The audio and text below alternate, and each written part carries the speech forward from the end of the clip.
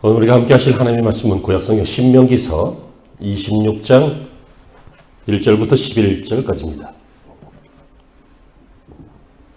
신명기 26장 1절부터 11절입니다. 제가 읽고 다음 절 여러분 읽으시면서 교독하시겠습니다. 내 하나님 여호와께서 내게 기업으로 주어 차지하게 하실 땅에 내가 들어가서 거기서 거주할 때에 내 하나님 여호와께서 내게 주신 땅에서 그 부지의 모든 소산의 만물을 거둔 후에 그것을 가져다가 방주에 담고 내 하나님 여호와께서 그의 이름을 두시려고 택하신 곳으로 그것을 가지고 갔다. 그때에 제사장에게 나아가 그에게 이르기를 내가 오늘 당신의 하나님 여호와께 아뢰나이다. 내가 여호와께서 우리에게 주시겠다고 우리 조상들에게 맹세하신 땅에 이르렀나이다 할 것이요.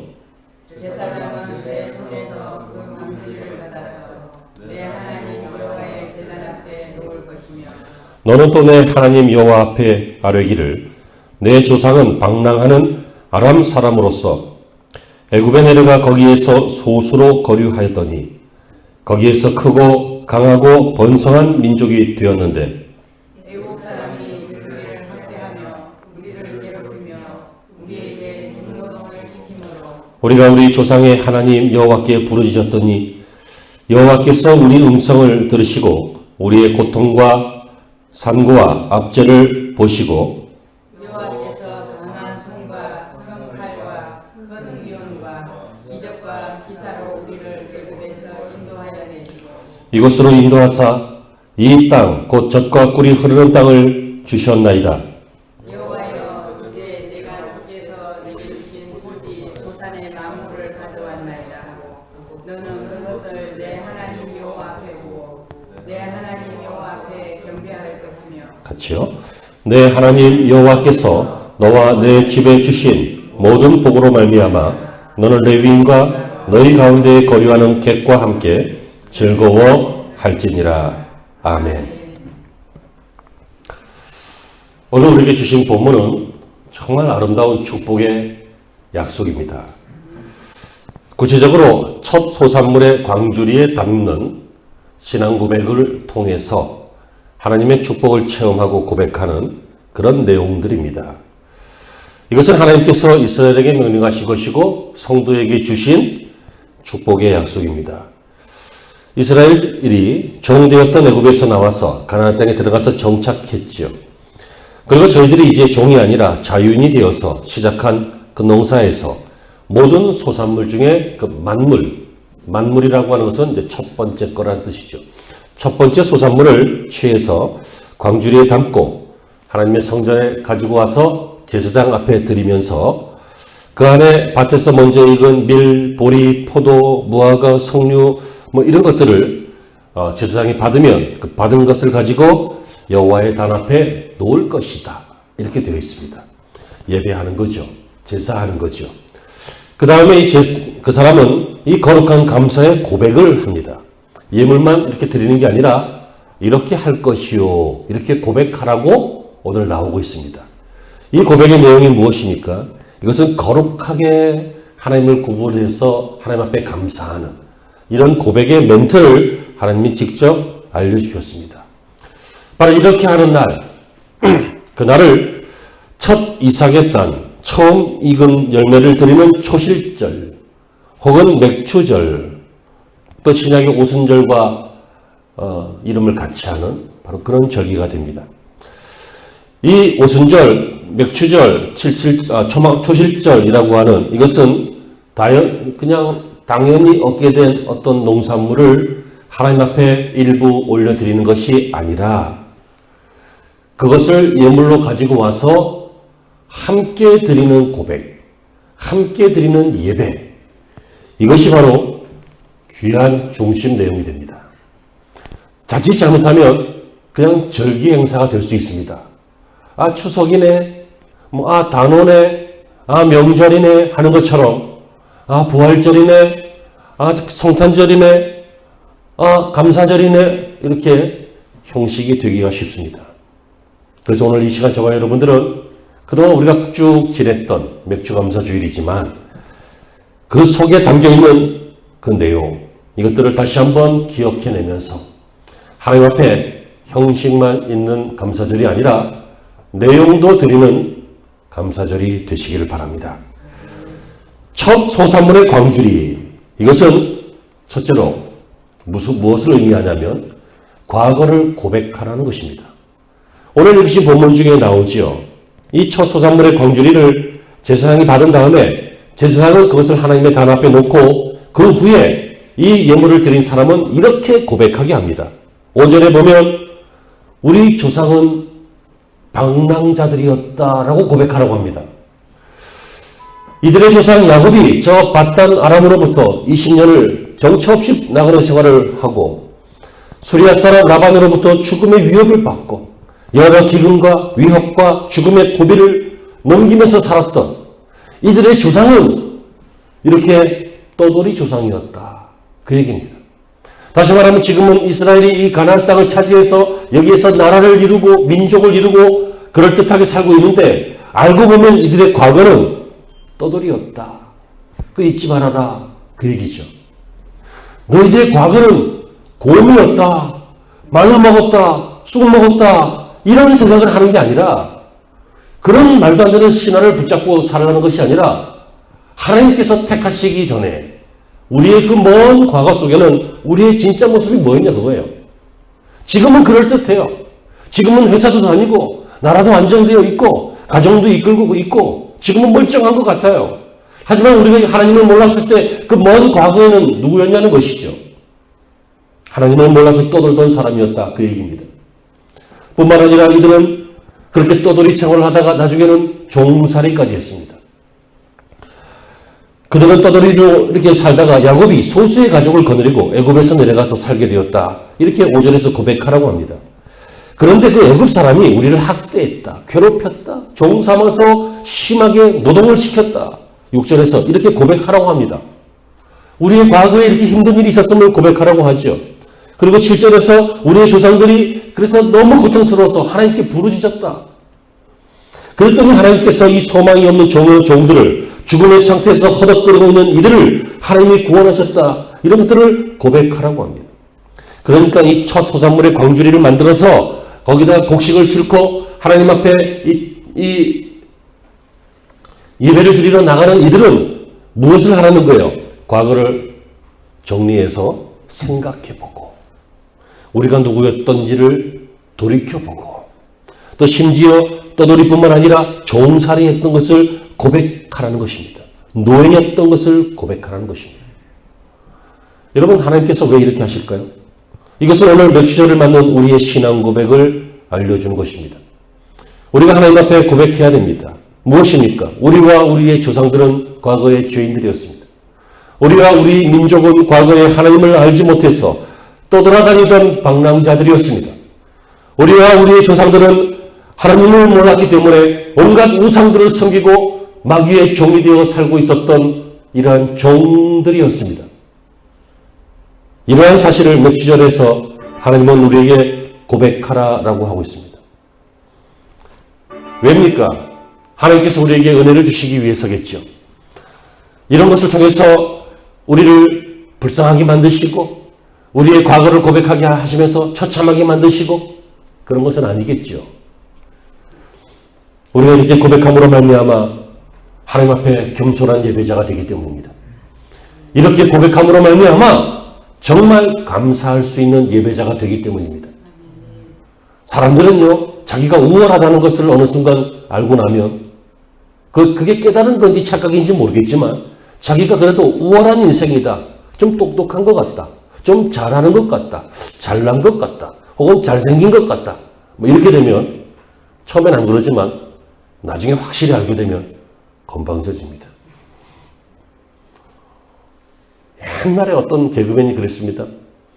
얼굴도 못생긴 것들이 그러면서 근데 이 사람은 그런 말 해도 됩니다. 왜냐하면 정말 못생겼거든. 자기가 못생겼으니까 그런 얘기를 하는 겁니다. 그런데 너무 잘생긴 남자 배우가 정우성 씨라든지 이런 분이 집사님한테 얼굴도 못생긴 것이 그러면 그건 뭐예요? 그건 교만한 거지. 그 건방진 거지. 그럴 리는 없겠지만 여러분 사람은 조금 똑똑하잖아요. 남들보다 자기가 좀 지혜가 많고 똑똑한 것 같고 일을 잘하는 것 같잖아요. 그러면 그렇지 않은 사람, 어리숙한 사람, 좀 모자란 분, 경험 없는 사람들을 무시합니다. 사람들은 자신이 힘이 있는 것 같잖아요. 뭐 회사의 회장이나 사장이나 아니면 그 친척이나 아니면 정치권의 유력한 인사의 어떤 사람의 가까운 지인이나 이렇게 되잖아요. 그러면 또 역시 교만해집니다. 이런 세상에서 우리가 살다가 하나님 앞에 올 때 겸손해지기가 쉬운 일이 아닙니다. 여전히 세상 것 가지고 그냥 들어옵니다. 내 경험, 내 인생관, 내 주관 똘똘 뭉쳐서 하나도 허물지 않고 그냥 가지고 들어옵니다. 그래서 말씀을 받을 때도 예배를 드릴 때도 하나님 앞에 부딪힐 때도 절대로 하나님 앞에 지지 않습니다. 하나도 바꾸지 않습니다. 하나도 생각하지 않습니다. 그게 뭐예요? 그 교만이죠. 자기가 하나님 앞에도 박사인 줄 압니다. 자기가 하나님 앞에도 사장님인 줄 압니다. 자기가 하나님 앞에도 굉장히 잘난 사람인 줄 압니다. 하나님 앞에 우리는 너나 할 것 없이 1mm 차이도 안 나는 도토리 키재기로 똑같은 죄인입니다. 하나님 앞에 나올 때 이걸 기억하라는 거예요. 이것을 기억하라는 것은 우리를 처참하게 만드는 게 아니라 우리를 겸손하게 만들고 감사할 수 있는 인생으로, 인생다운 인생으로, 과거를 잊어버리지 않는 그런 못난 인생이 아니라 지혜로운 인생으로 하나님께서 만드시기 위해서 이런 것을 요구하고 있는 것입니다. 깨달아 주시기를 바랍니다. 교회에서 가끔씩 설교를 듣는다든지 그러시잖아요. 그러다가 겸손해라, 낮춰라, 까불지 말고 그만하지 말고 모른 척해라, 없는 척해라, 모르는 이렇게 얘기하면 우리를 왜 이렇게 누르나? 어떤 분은 그렇게 생각하신 것 같습니다. 여러분, 제가 설교할 때는 그럴지 몰라도 평상시에 여러분들을 누르던가요? 여러분들을 무시하던가요? 그러지 않습니다. 그런데 여러분, 하나님은 여러분들을 누르셔도 되잖아요. 왜요? 하나님은 선하시니까. 하나님은 지혜로우시니까. 우리를 누르고 낮추어서 하나님 앞에 순종할 만한, 하나님이 쓰시기 좋은 그런 인생이 되는 게 알고 보면 우리에게 축복이잖아요. 늘 교만해서 한평생 하나님과 대적만 하다가 부딪히기만 하다가 괴롭기만 하다가 아무것도 못하다가 그냥 인생을 마무리하는 사람이 얼마나 많아요. 지금까지 한 65억 정도 됐을 거예요.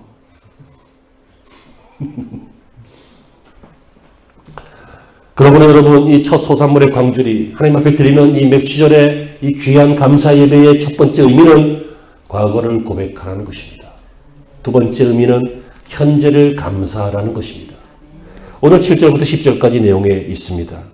이들이 첫 소산물의 광주리를 하나님 앞에 두고 제사장 앞에서 하나님의 구원의 은총에 대해서 감사하고 고백합니다. 어떤 고백을 하라고 합니까? 첫째, 하나님이 초자연적인 역사로 우리를 구원하셨습니다. 이 말은 뭐예요? 하나님은 참 하나님이십니다. 하나님은 능력의 하나님이십니다. 하나님은 우리를 구원하신 하나님입니다. 그 이유는 하나님은 우리를 사랑하시는 하나님입니다. 이런 것들이 포함되어 있는 것을 고백하라는 거예요. 여러분, 정말 연인들이 처음에 막 마음에 불꽃이 튀었을 때 막 꼼보도 예뻐 보일 때 있죠. 그죠? 우리나라 속담에 그런 말 있잖아요. 그러고도 모른다. 3년 지나서 보니까 얼굴이 꼼보더래. 그러니까 눈에 뭐가 씌었다. 그러잖아요. 아무튼 이렇게 막 열정적으로 살아갈 때 뭐라고 그래요? 예를 들어, 또 하필 앞에 앉아가지고. 이제 연인이라고 쳐요. 남자들끼리 그러면 안 되지만, 여자라고 치고. 우리 청년이라고 치고. 막 이제 교제를 했어요. 그럼 뭐라 그래요? 보면서, 아이고, 야, 너 왜 이렇게 못생겼냐? 안 그러죠? 야, 정말 꼴보기 싫다. 안 그러죠? 뭐라 그래요? 예쁘다, 귀하다, 멋있다, 고맙다, 사랑한다. 막 그러다가 보면 불꽃이 감당을 못하니까 결혼하는 거 아니에요? 이 프레이즈라고 하는 말, 찬양한다라고 하는 말이 찬양한다, 높여드린다 이런 뜻이지만 칭찬하다 이런 뜻이 있습니다. 그래서 내가 너를 칭찬한다. phrase, I praise you 하면 너를 칭찬한다예요. 근데 하나님을 향해서 칭찬하는 것은 하나님 앞에 경배하는 거니까 영광을 올려드리는 거니까 예배할 때는 I praise you 하면 하나님을 경배합니다. 이런 뜻이 되는 거예요. 그럼 우리가 하나님 어떻게 경배해야 돼요? 하나님 우리를 구원하셨습니다. 하나님이 우리에게 초자연적인 능력으로 임하셨습니다. 하나님 우리를 이렇게 하신 이유는 하나님 우리를 사랑하십니다. 우리를 선택하셨습니다. 이걸 선포하는 거죠. 그러니까 이것은 현재를 감사하라는 이야기인데 어떤 감사예요? 하나님을 높여드리라는 거예요. 여기 강한 손과 신명기 26장 7절과 8절에서 우리가 우리 조상 하나님 여호와께 부르짖었더니 여호와께서 우리 음성을 들으시고 8절에 어떻게 하셨어요? 여호와께서 강한 손과 편팔과 큰 위엄과 이적과 기사로 우리를 애굽에서 구원하셨다고 말하고 있어요. 강한 손과 편팔 하나님의 능력이죠. 큰 위엄과 이적과 기사 이건 뭐예요? 애굽에서 막 10가지 재앙을 퍼부신 거 이런 거예요. 광야에서 만나와 메추라기를 주신 거, 홍해를 가르신 거, 반석 돌에서 물 나오게 하신 거 이런 것들이에요. 이런 것들을 하나님이 하셨다는 거예요. 그러니까 이 며칠 전에 이 감사절에 우리가 드리는 예배의 핵심 중에 두 번째는 뭐예요? 하나님을 높여드리라는 거예요. 하나님이 하신 일들을 기억해서 그 일들을 드러내고 기뻐하고 감사하라는 거죠. 여러분 우리가 살면서 보면 너무 힘든 일이 많아요. 혹 지금도 힘든 일이 많으신 분들이 있을 수 있어요. 회사나 몸이나 신체나 건강이죠. 또 인간관계에서 혹은 뭐 가정 문제에서 힘든 분이 많은 줄 알아요. 하지만 여러분 좋은 일은 없었습니까? 감사할 일이 없었냐고요? 기억할 만한 일들 없냐고요? 기적같이 지금까지 살아왔잖아요. 그 위험한 상황에서도 건져내시고 구원해내시고 어떨 때는 우리가 못 걸으니까 안고 가시고 업고 가시고 고쳐주시고 아멘 좀 해봐요. 회복해 주시고 이렇게 하시면서 하나님께서 우리를 지금까지 인도하셨잖아요. 기억해내라는 거예요. 하나님이 하신 놀라운 기적을 기억해내라는 거예요. 저희 교회는 한 3, 4년 전에 이미 이 경영학적 원리로만 보면 이미 운영이 중단돼야 돼요. 하지만 이상하죠. 경영으로 되는 게 아니고 계획으로 되는 게 아니더라고요. 하나님이 끌고 가셔요 그냥. 어떤 분은 보면 신앙생활 저렇게 하면 저거 신앙생활 오래 못할 텐데 정말 염려스럽고 걱정스럽고 비틀비틀 신앙생활하는 사람이 있어요. 그래서 여러분 목사는 이상한 영감이 있죠. 교회 누가 오시잖아요. 혹은 뭐 제가 아시는 분이 오시잖아요. 오셔도 좀 이렇게 얼마 오래 못 가겠다. 그러면 대부분 오래 못 가는 분들이 있어요. 왜냐하면 그게 좀 보이는 것 같아요. 근데 어떤 분은요, 뜻밖의 분이 있어요. 기적 같은 인생이 있어요. 저거 누가 봐도 오래 못 갈 것 같은데 끝까지 살아남아요. 바퀴벌레보다도 더 질겨요. 그걸 보면 뭘 느껴요? 하나님이 사랑하시는구나. 우리가 볼 때는 부족해도 모자라도 위태위태해 보여도 하나님이 끝까지 붙잡고 계시는구나. 그래서 신앙이 없는 여러분 신앙 없는 게 무슨 그렇게 큰 죄예요. 신앙 여러분들 엄마 뱃속에서 나오면서도 할렐루야 이러고 나온 사람이 있어요?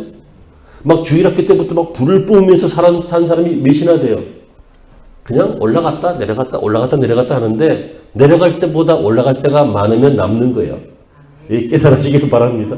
그래서 신앙이 인격이 좀 모자란 거는 요걸 좀 먹어야 되겠지만 신앙이 좀 모자란 거는 불쌍히 여기고 기도해 줘야 되잖아요. 그래서 오랫동안 지켜봤더니 결국은 믿음을 갖더라고. 그게 하나님이 주시는 축복이에요. 어떤 분은 그래요. 목사님 저는 와이프가 하도 뭐라고 그러지?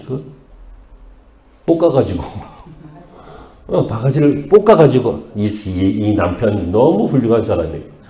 부인이 바가지를 긁는다고 긁히는 남편은 좋은 사람이에요. 그렇잖아요. 그거 안 긁히면 어떻게 되는 거예요? 피차 곤란하지. 그래서 부인이 얼마나 바가지를 우리 집은 불교인데 부인이 얼마나 바가지를 긁는지 내가 교회를 다니기 시작했다고. 그런데 목사님 지금 몇 년째 다니고 있는데 모르겠어요. 아주 솔직하고 착하고 그래요. 모르겠다는 거예요, 자기는. 목사님 얘기는 그런 맞는 말 같은데 모르겠다는 거예요. 여러분 솔직히 말해보세요. 교회 안에 이런 분들이 얼마나 많아요. 우리 교회 말고요. 규모가 좀 있으면 지금 여기 뭐 한 200명, 300명 이렇게 계시는데, 솔직히 말해서 남편들이요, 예수가 잘 믿어져요? 잘 모르겠어요, 저는.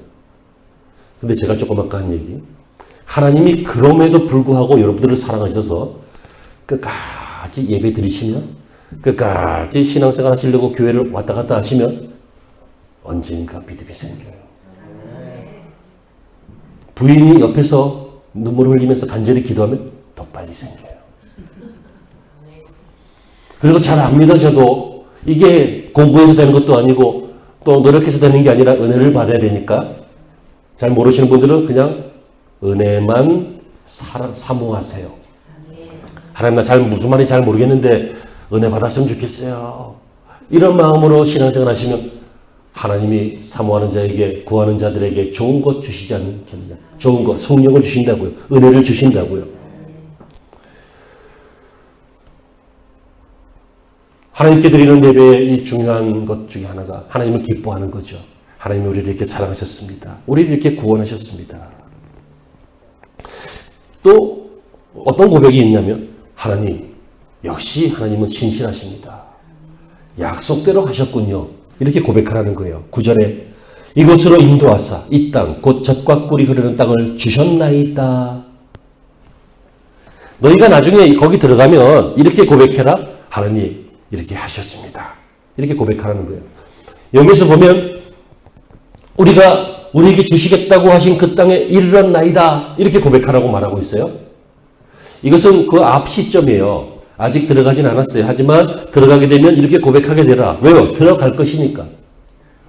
그러면 이들의 고백은 뭐예요? 이들의 고백은 들어가는 중입니다. 아니에요. 들어갔으면 좋겠습니다. 아니에요. 들어가도록 해주세요도 아니에요. 들어갔나이다예요. 하나님은 이미 그 가나안 땅에 들어가서 그들을 들어가게 하셨고, 들어갔기 때문에 농사를 졌고, 그래서 첫 소산물이 있었고, 그래서 이 초산물로 맹추절 예배를 드렸고, 이 맹추절 예배를 드릴 때 이렇게 고백하라 라고 하시는 이 하나님은 그렇게 하셨어요. 무슨 얘기예요? 신실하시다는 거예요. 여러분, 정말 믿을 만한 사람 없지요? 믿을 만한 세상 아닌 것 같지요? 막 30년, 40년째 존경하던 목사님인데 이 목사님이 나중에 실망시킬 때도 있지요? 정말 존경하고 기대했던 정치인이 뜻밖의 일들을 할 때도 있지요? 좋은 이웃이었는데 별것도 아닌 사소한 문제 가지고 등 돌리고 살고 이런 경우도 있지요? 심지어 부모 자식 간에도 잘 살다가 나중에 생각해보면 큰 문제는 아닌데 어떤 문제가 생겼을 때 그것 때문에 틀어져 가지고 몇 년 동안 안 보는 그런 부모 자식도 있지요? 10년째 안 보고 있는 형제도 있지요? 여러분 말고요.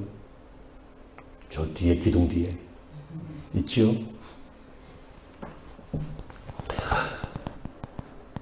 세상에 믿을 만한 사람이 없어. 사람들은 벽을 만들기 시작해요.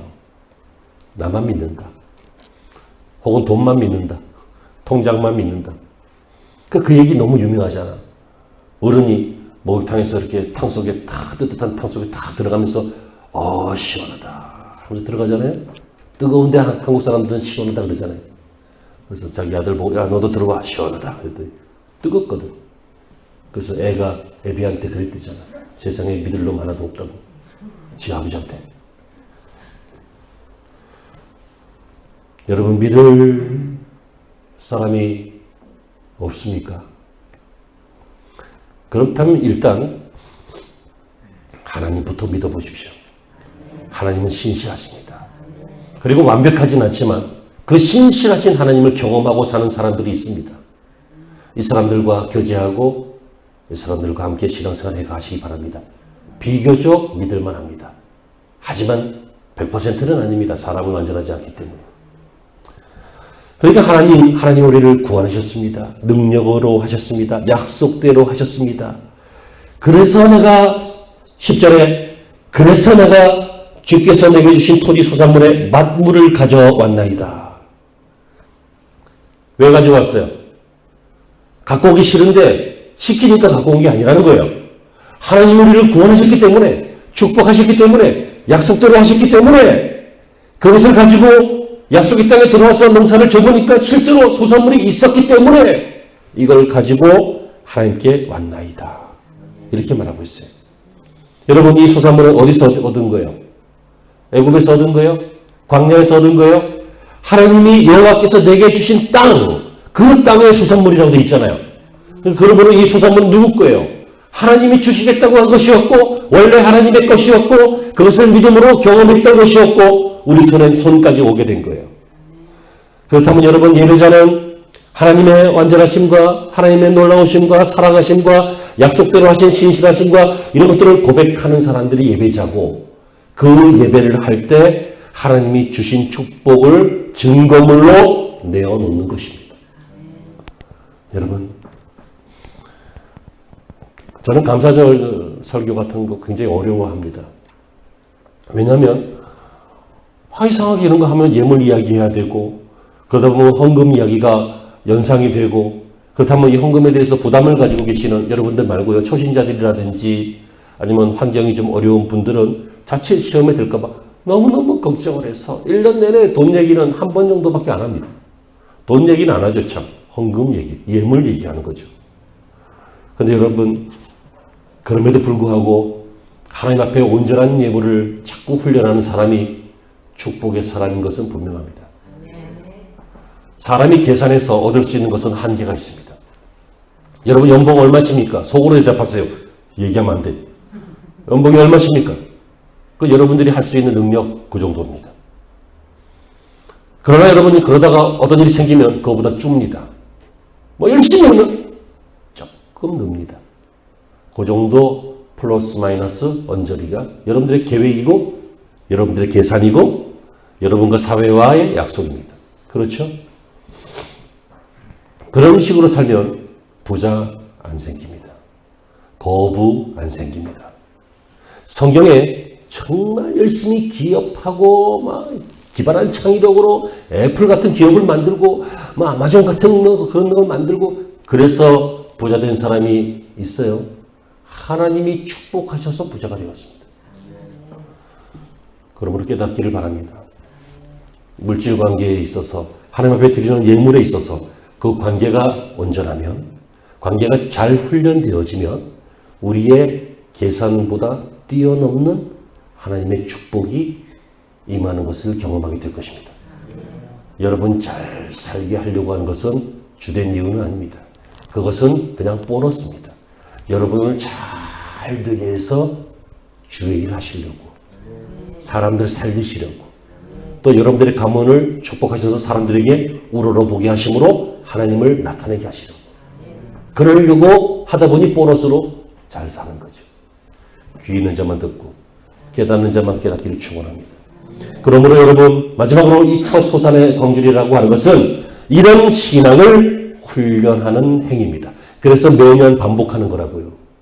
작년에는 못 깨달았어도 올해 깨닫고, 작년에 이만큼 경험했다면 내년에는 더 경험하고 더 풍성해지고 더 간증이 많아지고 더 감사가 커지고 하는 그런 인생이 되도록 반복하는 것이죠. 그게 신앙생활이에요. 그래서 오늘 10절 하반절에 보니까 너는 그것을 내 하나님 여호와 앞에 두고 내 하나님 여호와 앞에 경배할 것이며, 이 자체가 경배라고 그랬어요. 그리고 이 교회에서는 그렇게 하지만, 우리의 신앙생활은 그렇게 하지만 일반 삶에서는 11절에 내 하나님 여호와께서 너와 내 집에 주신 모든 복으로 말미암아 너는 레위인과 너희 가운데 거류하는 객과 함께 즐거워할지니라. 어떻게 하라는 거예요? 이 받은 은혜를 가지고 이 광주리에 담긴 하나님의 축복을 가지고 어떻게 하라는 거예요? 레위인, 다시 말하면 주의 종들과 하나님의 일을 하는 사람들과 함께 일하며, 그 다음에 객들과, 그러니까 나그네들과, 그러니까 이웃들이죠. 이웃들과 함께 즐거워해라. 뭐예요? 좀 베푸는 인생을 살아라. 그들을 돌보는 인생을 살아라. 사랑받고 존경받는 인생으로 살아라. 이런 얘기죠. 축복을 먼저 받으라는 거예요, 여러분. 여러분들의 것들을 불쾌하게 부담스럽게 하나님 앞에 내놓느라 이런 저차원적인 이야기가 아니라, 받은 은혜가 있고 구원이 있고 하나님의 축복을 경험했고 신실하심을 경험했고 이 땅에서 열매를 맺게 하신 하나님의 것을 가지고 우리에게 주신 그 하나님을 인정한다면, 그 하나님 앞에 이것을 증거로 내어드리면서 이러한 삶이 훈련이 되어서 나중에 내년에는 더 크게 훈련이 되고 그 다음에 더 크게 훈련이 되어서 주의 일에 동참하고 사람들을 살리는 인생이 되라는 거죠. 여러분, 이 땅에서 우리가 뭐 위대한 업적을 남길 수 있습니다. 뭐 전쟁에서 이긴다든지 위대한 기업을 만들어낸다든지 뭐 신문에 나오고 TV 뉴스에 나오는 유명인이 된다든지 일종의 어떤 업적을 남길 수 있을 것입니다. 그러나 여러분, 하나님 앞에 결산할 때 아무것도 따지지 않습니다. 그런 업적들 하나님 관심 두지 않으십니다. 내가 너를 이 땅에 보낸 목적, 사람 살리라고 주신 그 복음, 그 얼만큼 전했느냐, 얼만큼 사람 구원했느냐, 네가 믿음으로 살면서 얼마나 하나님 앞에 영광 올리고 살았느냐, 주의 뜻을 순종했느냐, 이런 신앙적인 것을 따지시지. 내가 마지막 날에 올 때의 믿음을 보겠느냐, 하나님께서 그렇게 하시지 우리의 업적을 따지시지는 않는다는 거죠. 사랑하는 성도 여러분, 우리는 오늘 아침에 이 처소산의 광주리라고 하는 제목으로 명시절 그 안에 담겨있는 숨겨있는 의미를 살펴보았습니다. 우리 모두 하나님이 주신 좋은 축복 많이 체험하셨으면 좋겠습니다. 은혜 많이 경험하시기를 바랍니다.